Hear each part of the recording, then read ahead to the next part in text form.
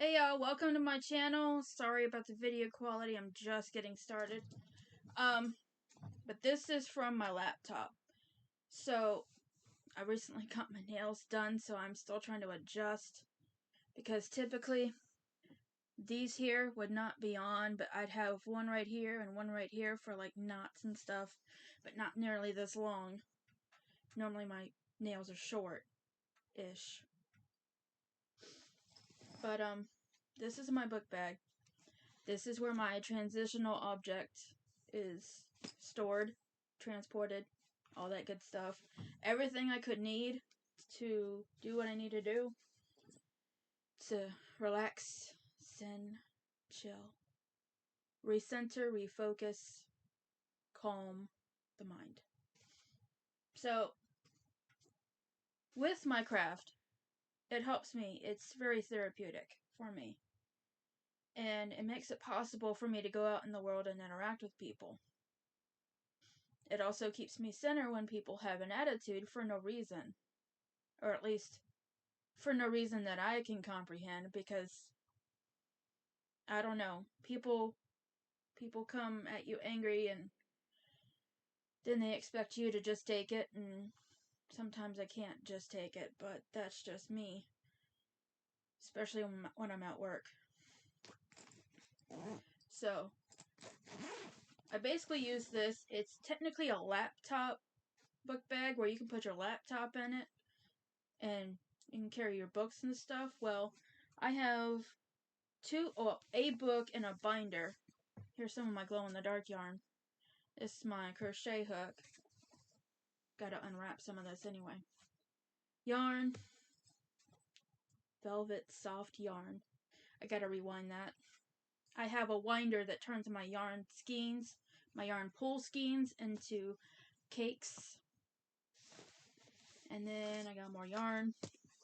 You always, when you're working on a project and you want to carry your yarn and your project with you, always make sure that, it's not all going to fit in the book bag, but you pack what you're going to immediately need for that particular project. Like, for the current project, which is this, I have both sides now completed, and I am on to the little squares that I'm going to do along the spine, and I'm going to connect both of the halves to the strip of these squares here, and the center is a glow-in-the-dark one. I'm actually using Red Heart Super Glue. I don't know if you can read that, but lighting is not the best in here. Alexa, turn the lights to white.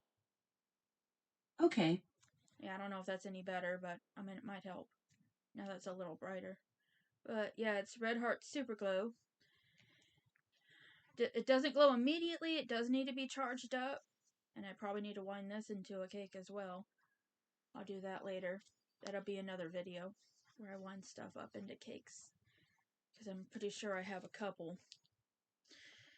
But this is the current project. I have already gone through and joined the top here so it makes a sleeve. And then it comes out like this where you can put your arm in it, and only one side is going to have the square. If I really wanted to do like a pullover, I probably could do both sides, but I want this to be something that's easy to put on and easy to put off. Well, take off, my bad. This is me. This is as real as it gets. I would edit, but then that might take away from how I am as a person, I think. So, that, and I don't know how to edit right yet. So, ironically, the nails actually match the project. Didn't plan it that way. Just happens to be that I've been told that green looks good on me, so. But, so now that I'm not doing this anymore, since I've already made these two halves, I don't need these colors anymore. Well, I need this color and the green part right here, and then the black. That's it. And the rest of it's substituted with other colors that will pair well with it, like I did with the blue.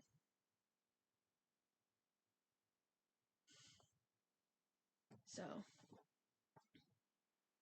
I'm doing it all in the same hook size because this is size G, which is 4.25 millimeters. And it's a Boyer hook. I don't even know if you can read that. You probably can't. I give it a shot. And I got my, oh, there's my, I was looking for that sucker. Here's my scissors. That's not what I was looking for. I always know where these are. These are fabric scissors. I wanted them to sparkle, so I put nail polish, glitter nail polish on them. Because I like glittery things. This sucker is what I was looking for the other day. This is my retractable tape measure. This helps you stay on par and find out how far you need to go in terms of rounds before you're done and you can move on to the next part of a project. Like, I don't gauge. I mean, I figured out how to gauge, figured out what my gauge is for certain hooks, but we'll get into that in a minute.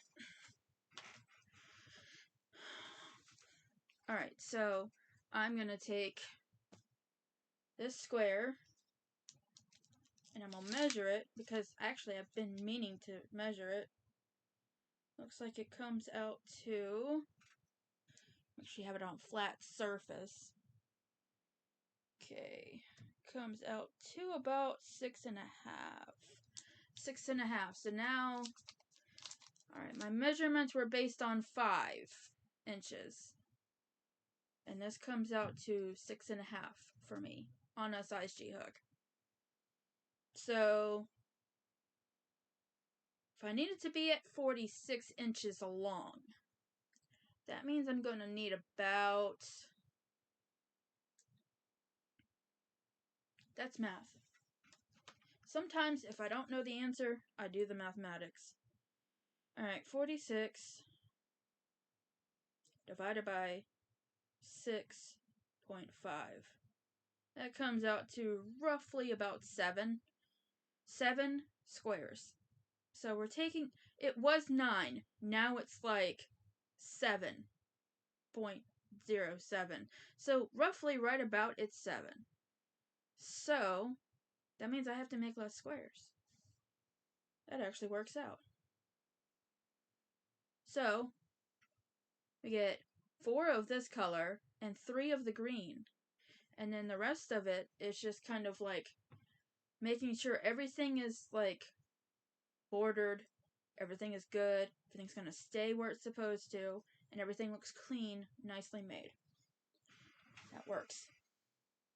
So the concept for that is it's going to go, the squares are going to go along the spine in the back, and then the sides are going to stay with the classic granny pattern, which is a cluster of 3 double crochets, then there's a space, then another cluster of 3 double crochets, and it's just going to keep going like that. And so this is going to be fun. I actually have to make another one while I talk. So I've had to relearn how to do some stuff with these nails. Normally it's not that hard. Pull all that off of there. So, all that out of the way, allow me to talk about myself for a minute. Sort of a behind the scenes getting to know the artist. So, this is who the Crafting Bunny is. I am the Crafting Bunny. So,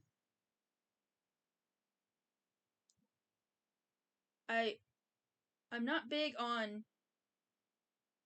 hiding behind a diagnosis. That's me. I don't want whatever diagnosis gets thrown at me to define me. I want to show people that, yes, I have this diagnosis, but I'm not gonna let it define me or hold me back. Oh crap. I chained too much. I'm making a square. 1, 2, 3, 4. Okay. I'm not gonna let it define me. And as you just saw, I'm human. Just like you. Just like everybody. I'm human.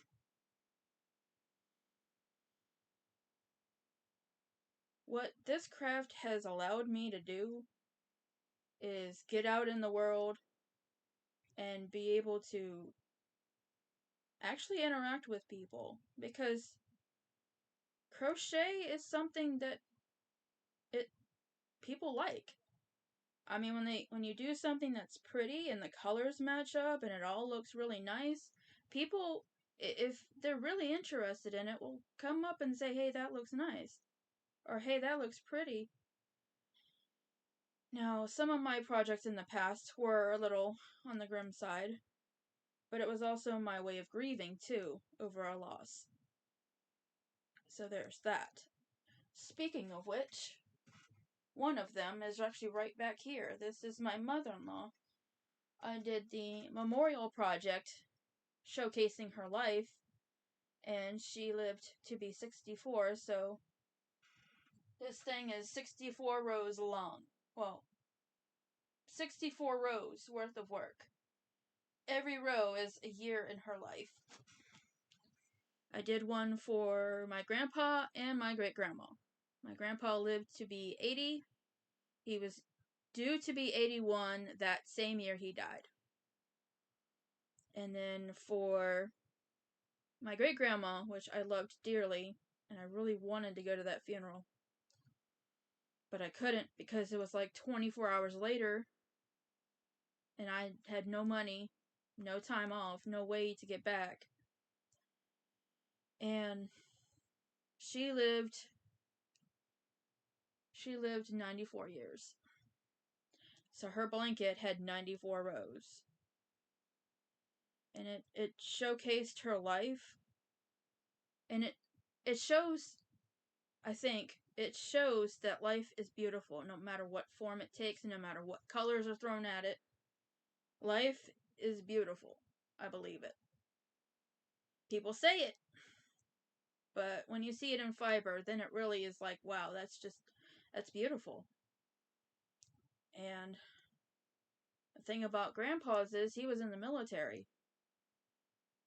He served in Vietnam, and I had to showcase his military service.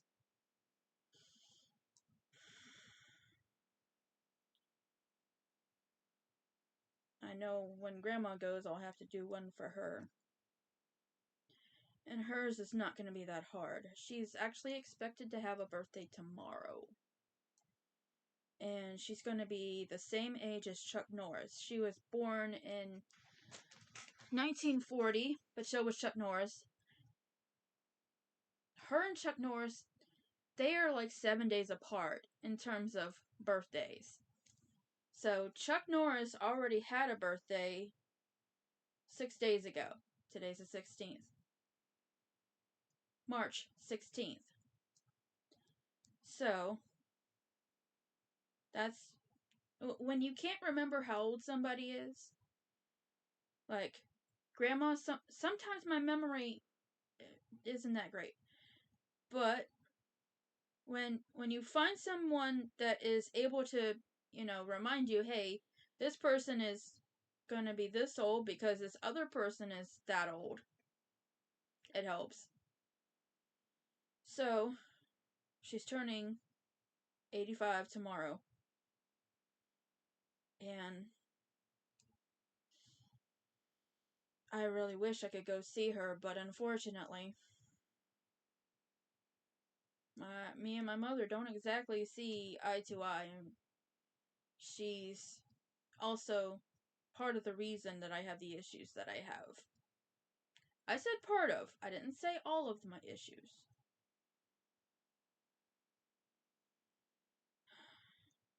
And it didn't help that my ex-husband, my first and only ex-husband, contributed to that. And then I was at a toxic work environment. I think 2 jobs in a row. And that wasn't the best. Also, the pandemic did not help any. I promise you that if the pandemic meant that I had to stay home and work from home, this would be on the DL for sure. Like, I would be stitching through my meetings. That's a promise. Because I'm really good at this. I've done this for so long that, as you can see in the video, I can look at the video or the camera and I can stitch, because the double crochet is something that I've done a lot. I've gotten so much practice that I just know the rhythm. So,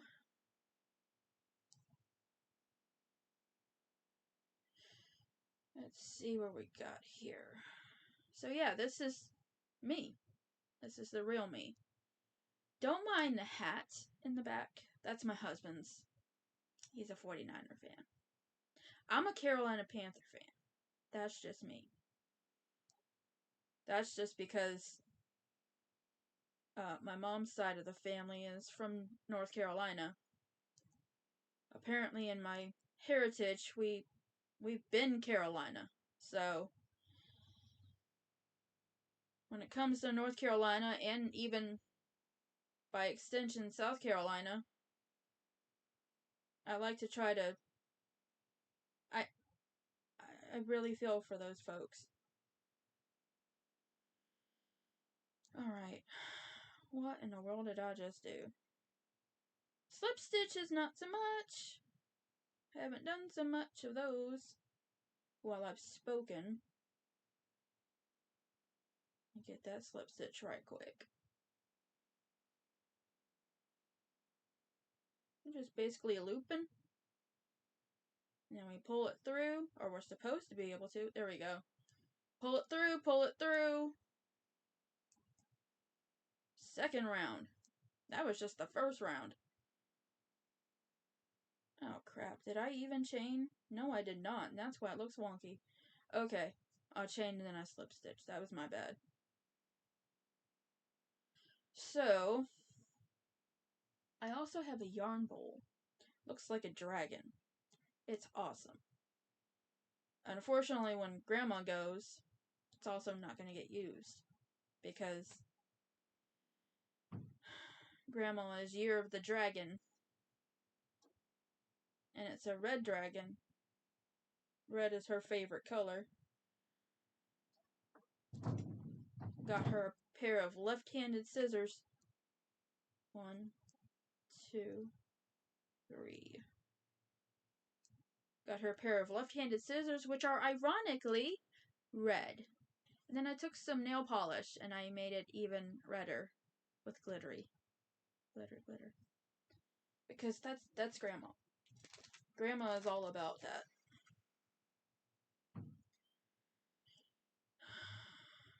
But I have anxiety. I have PTSD.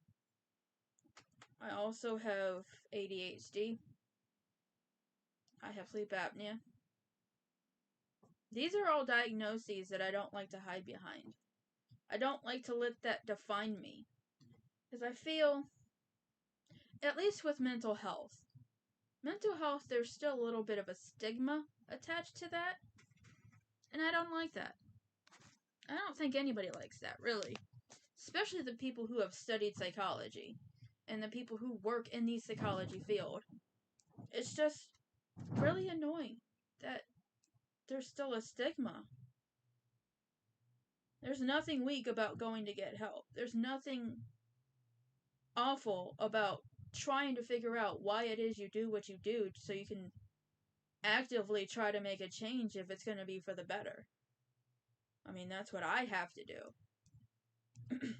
I gotta actively figure out I have to uncover from my unconscious why it is I do what I do. Like,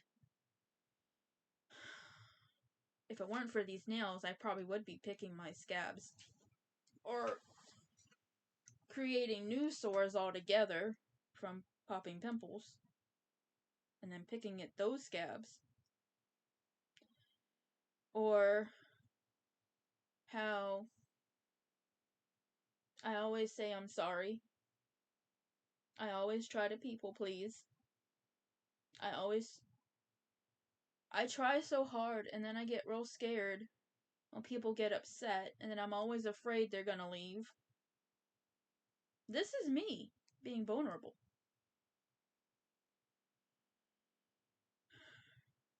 I will say, without getting into too much detail, that I haven't had an easy life. I had to grow up before I should have had to grow up. But I don't let it stop me. I choose not to be defined. I choose to be an outlier.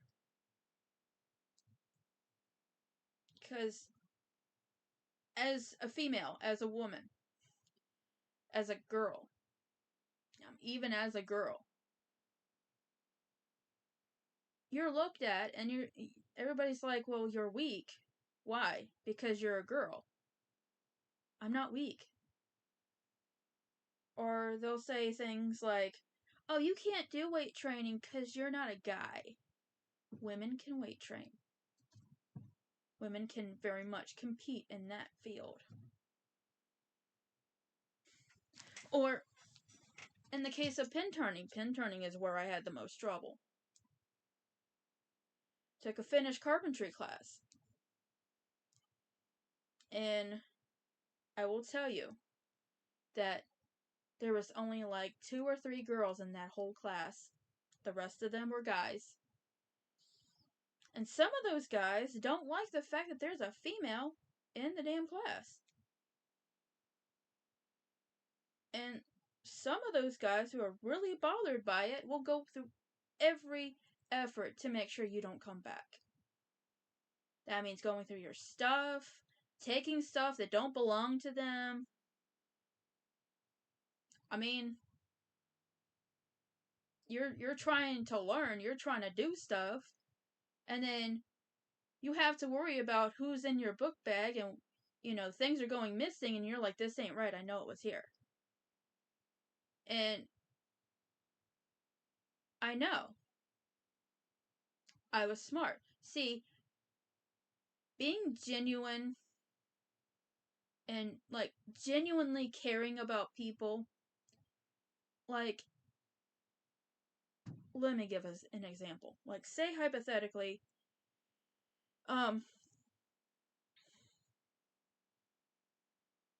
say somebody at school or work, doesn't like you to the point that they don't care if you die. Okay. That same person, if they were to say that about me, this is how I think. Yeah, it bothers me. It bothers me a great deal. But in the same sentence, most other people could probably turn their back when that same person needs help. I mean, if you need medical attention, there's something I can do to help you until the EMTs or whoever arrived to be able to transport you to the hospital. I'm going to do it. I can't stand there and turn my back knowing that you need help and knowing that there's something that I can do to help you. That's the kind of person I am. Knowing full well that person doesn't care if I die. However, I cannot let you die because that would weigh heavy on my conscience, knowing that I could have done something. That's who I am. Because at the end of the day, I'm the one who has to live with it. Me. I have to wrestle with it. I'll have to deal with it. And I will have to come to terms with it. Nobody else. Unfortunately, not many other people feel the same way. So, with that particular mindset of, you know, I just couldn't even imagine not doing it, because just the guilt alone would kill me. When you have that mindset, you also have to be smart, because people nowadays will take advantage of you. This is a fact. I have been on this earth, okay, for 38 years. I don't look it. I don't look it at all. Matter of fact, I've been doing crochet for almost 30 as of 2027. And I've been pin turning for about 25 years as of 2029. I got experience. This crochet stuff is a patience builder. It won't make you have infinite patience with some of the more foolish people who really don't use their brain, but it'll give you some amount of patience. Like, okay, we're gonna work with this for a hot minute, see where it goes. So yeah, I have anxiety, and I know what it's like to be wrapped in guilt, to say I should have been there, I should have stayed, because we literally were there. We were there. And if we'd have stayed just a little longer, we would have been able to go to the funeral. And my husband tells me all the time, every time I bring it up, like, we didn't know she was going to go, and we had to go back because we had to go back to work. I know. But when you say that, or you say something like, I'm sorry for your loss, or she's in a better place, I mean, it's nice to show your sympathy, but unfortunately, all of that in the world, all of the logic in the world can't take away the pain that you feel in that moment. So that's where crochet comes in for me. It helps me process it. And for the longest time, I hadn't finished my great grandma's memorial blanket because just having a hard time letting her go. It was rough. But I had to finish it. I mean, I still miss her, but I had to finish it. But this is me. I mean, and I'll tell you something else. When I post videos, when I was doing videos early on of, how to crochet and whatnot, let me tell you, there is one particular group on Facebook that when I posted the video, you would think that as adults we wouldn't bully. You would think, or at least you would hope. No. I don't think I had one person stand up for me. I mean, maybe there might have been, but there were so many. There was like a wave of negative comments and ridicule on how I'm stitching. And some of them are like, you need to learn how to crochet. Because you that's not how you crochet. And then there's some people who are like, are you must have learned how to knit before you learned how to crochet. And I'm like, no. My grandmother is left-handed. She's the one who taught me. I'm right-handed. Then I have some people... Pikachu, stop. Then I have some people who say, that I'm doing it wrong. Like, okay, full disclosure, I know you're supposed to hold it like this. I've seen it in all the tutorial videos, I know. Pikachu! Damn it. So I know you're supposed to hold it like this. I've seen it in all the tutorial videos that I've watched doing other stitches and other designs. I've seen it. I know. But this is how I learned to do it. And I'm still doing it one stitch at a time still. This doesn't hurt my wrist. I've had some people say, that must hurt to do it that way. No, it doesn't, actually. And I didn't start using ergonomic hooks until 2015. So, yeah. I've been doing this for a long hot minute. And these ergonomic hooks are actually a hand saver. Because I was just doing the regular metal hooks that are metal all the way down. But this is me. I like making things. And it's therapeutic for me. And then the byproduct is stuff that I can sell.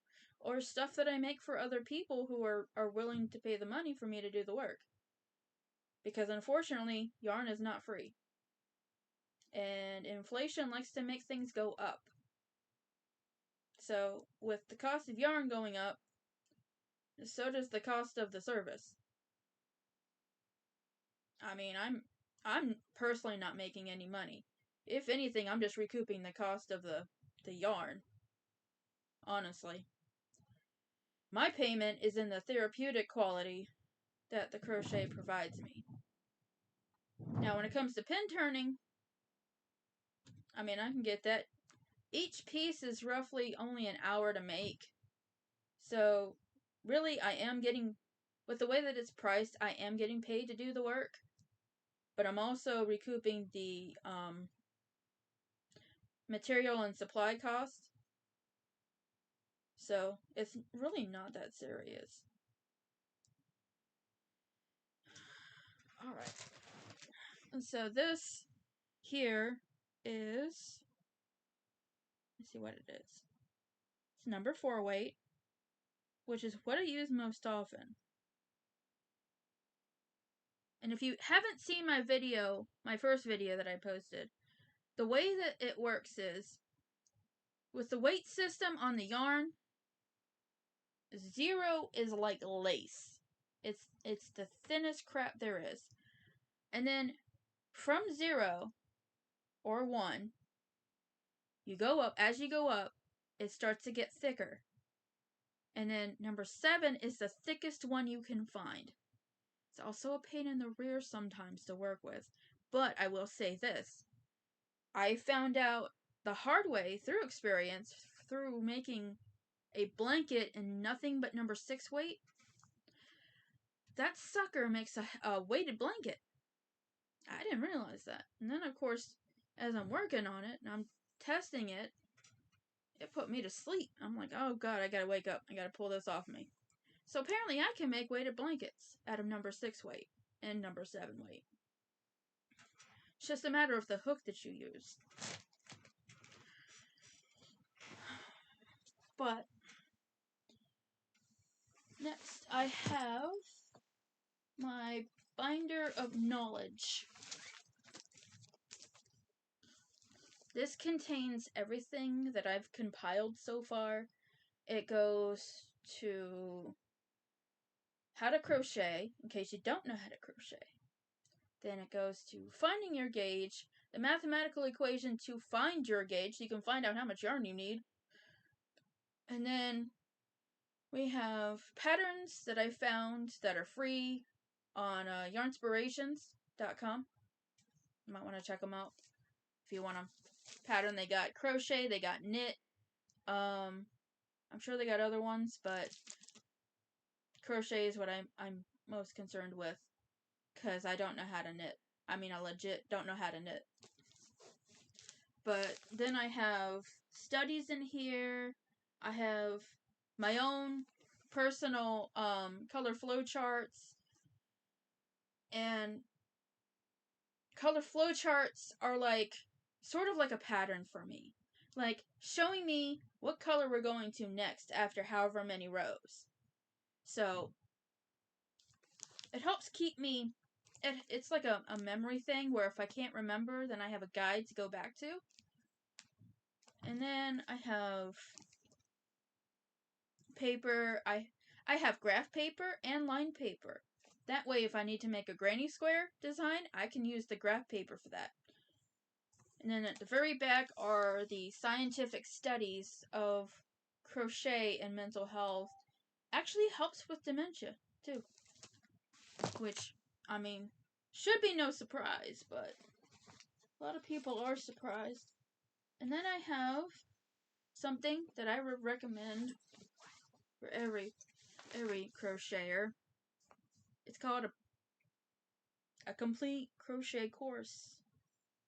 Something that is like sort of like a nice reference. A nice reference book that you can lean on.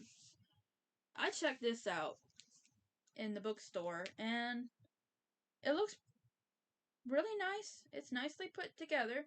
One day I'd like to put one together of my own, but I have to figure out how to do that without any copyright infringement. And then this is what I started out with. It looks kind of 70s to me, but apparently it was published in 1990. Doesn't look it. But this is what I started out with. And Red Heart yarn is what I started out with, along with some Boyer hooks. Right, and then I also got headache medicine. I have Gatorade in case of a blood sugar drop, because you never know. Got more yarn from that side, and then I got this. I got my extra hooks. I got my stitch markers in here that in case I ever need them, I have them. It's better to have them and not need them than need them and not have them. I'm just saying. And then I have butt wipes in case I go to the bathroom, because sometimes the toilet paper, the dry toilet paper don't help. Sometimes you gotta get cleaner than clean. And then I got my medicine, and that's pretty much it for my book bag. Pretty much just keep what I need in the immediate in there. The pin turning, on the other hand, that's stuff that stays at home. That has to be done at the house, on my porch. So that is done. That is not mobile. I will say this. It's not mobile. This is mobile. Now, I will say though, the only way that crochet could possibly not be mobile is if I'm doing what's called a graphghan, where you're crocheting a picture into the throw or the pillow or whatever, like into one. That will get twisted up real easy from what I've seen in other videos. So that's sort of something that will have to wait until I have a place that will not be disturbed to do something like that. I also need to get down the fundamentals of how to do that. But I will say that I have learned a lot since I started crocheting. My grandma taught me when I was just 11. And I will say that that's the thing that we have in common, me and her. That is the link between us. She's always been a mother figure for me. My real mother has never been there for me. That's a story for another day, because I'm not going to do that right now. And then I also have my square terminal. It's got receipt paper in here. That way if you want a receipt, I can print one. Very secure. It is secure. And it's wonderful. Also, kind of expensive. It's like $300. But it's mobile. That's the best part.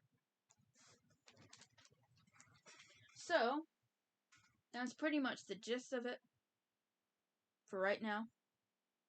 I have lots of yarn, lots of colors to choose from, and I'm aiming to make some baby blankets because they're going to be easier to get out than the regular size throws. I got plenty of colors for baby blankets too. I got some for boys and I got some for girls, and then I can do some neutral ones if that's what y'all would like to see. Just depends on what people like to see. Then I can also do like I did for that one commission for that one baby blanket. Somebody wanted a baby blanket in black and pink. And it wasn't just any pink. I showed her the pretty in pink. And she was like, yes, that's it. That's what I want. And I'm like, okay, I got you. So, that's what I did. I made her a baby blanket. And she was really happy with it. Matter of fact, every time I've made a blanket, when I reach out to those same people, they say, it's really well made.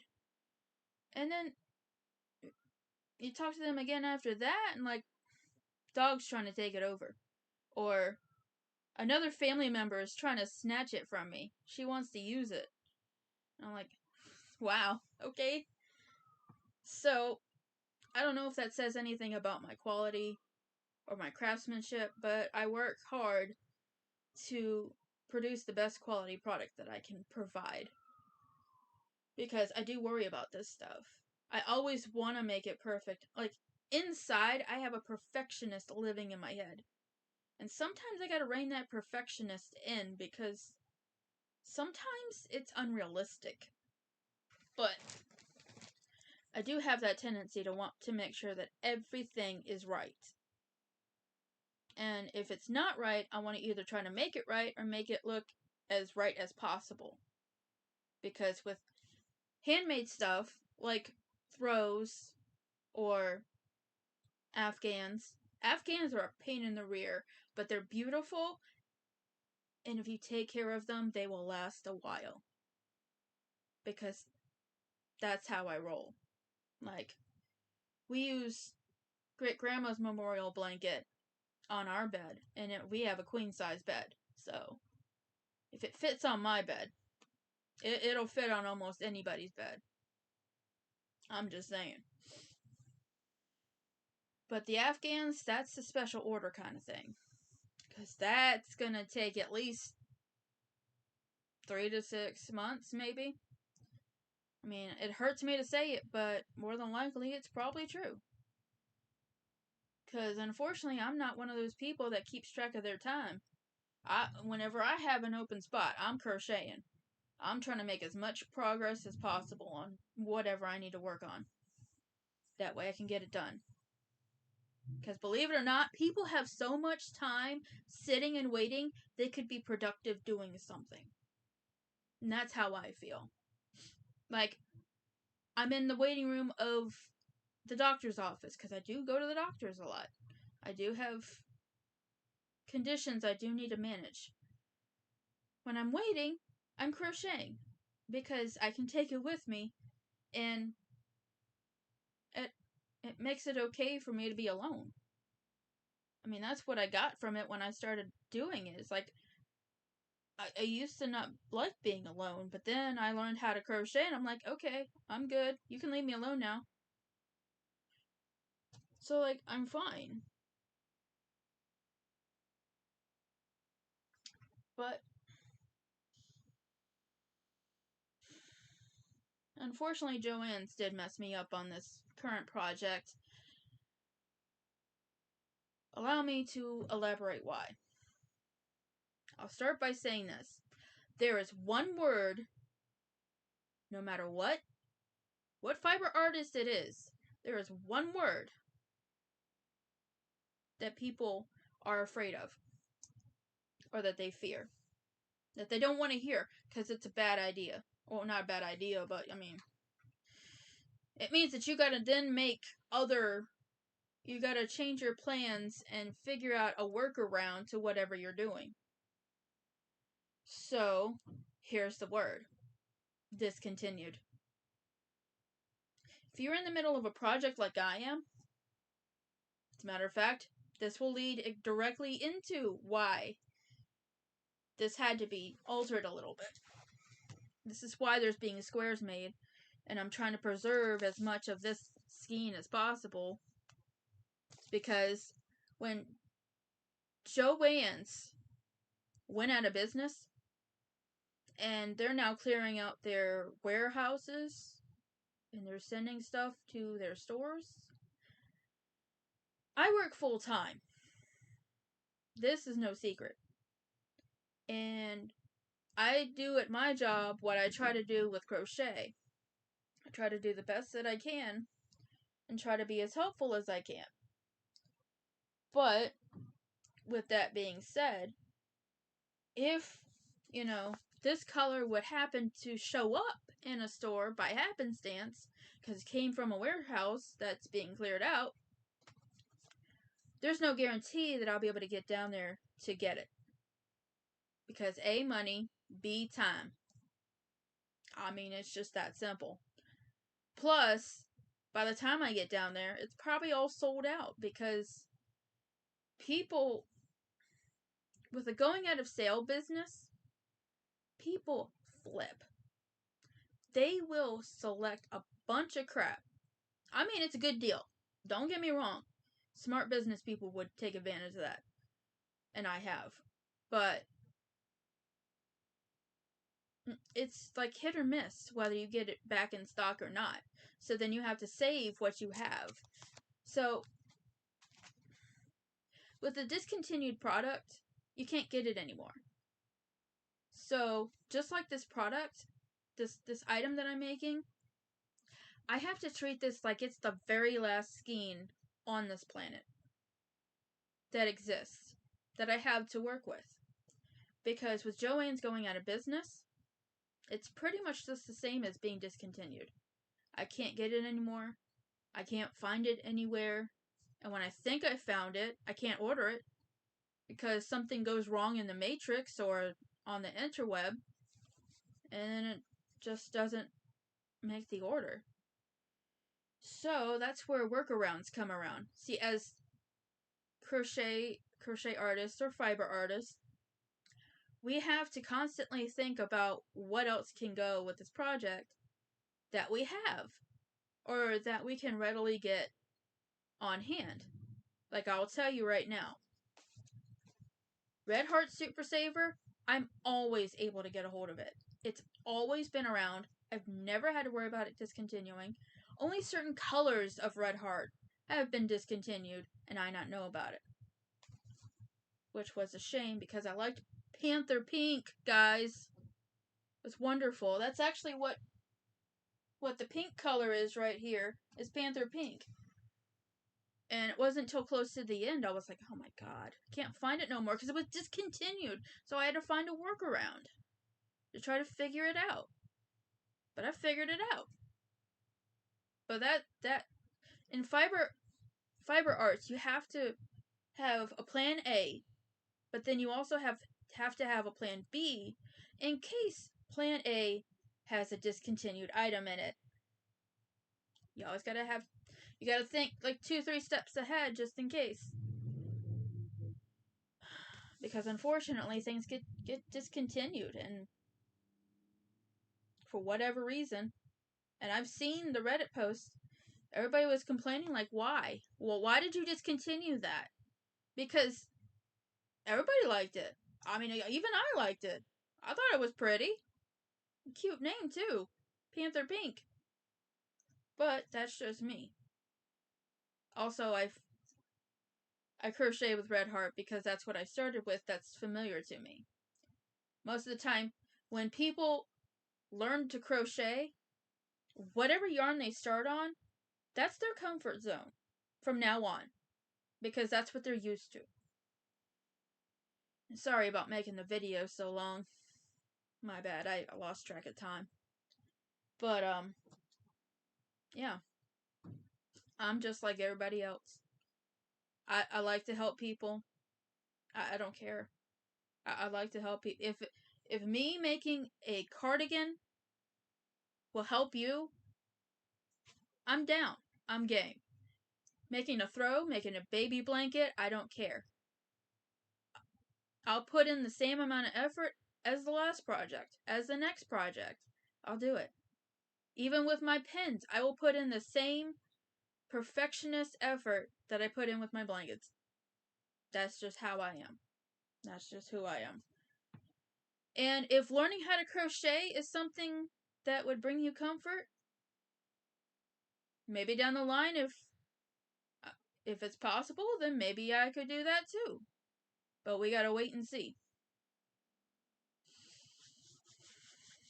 I just know one day I would like to have like a little crochet knitting group / support group. That way people can come together and connect with the fiber arts and also bring to the forefront their issues and what they're dealing with in their daily lives and all their struggles, and having other people go like, I get you. Because anxiety, I'm going to tell you right now, anxiety, and specifically anxiety, is a bitch. Not to cuss, but it's the truth. There's no other word for that. It's a pain. Then you add depression. I'm just saying. I've dealt with both at the same time. And I've also had a panic attack and not realized it until after the fact. And I just rhymed. That wasn't fun either. But going forward, I believe we will have more projects. We will have updates. We'll have all kinds of stuff. So just stay tuned to the channel. Stay tuned to TikTok, to the website, even the Facebook page. And yeah.